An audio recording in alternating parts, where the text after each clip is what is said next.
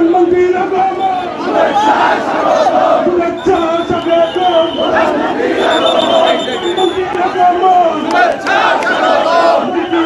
মন্ত্রী চাই কমল ভাগের মন্ত্রী চাই প্রধানমন্ত্রী শুভেচ্ছা স্বাগতম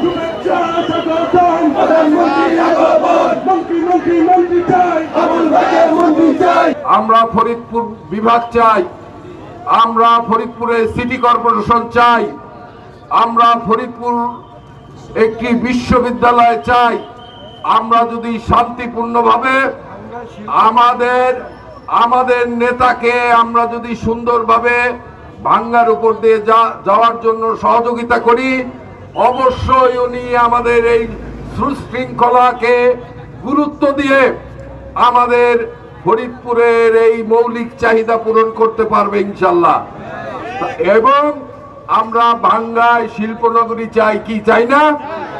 নেতা যাবে, নেতা যাতে আমাদের উপরে সন্তুষ্ট থাকে, এই সন্তুষ্ট করার জন্য আমাদের যা যা করা দরকার আমরা ব্যক্তিগতভাবে উদ্যোগ নিয়ে সেগুলো সম্পন্ন করব। এই অঞ্চলটা এক সময় যে আওয়ামী লীগের মনে করা হয়েছিল, জনাব শহীদুল ইসলাম বাবুল তারেক রহমানের নির্দেশে, তার অনুপ্রেরণায় এই অঞ্চলকে তারেক রহমানের ঘাঁটিতে রূপান্তরিত করেছে।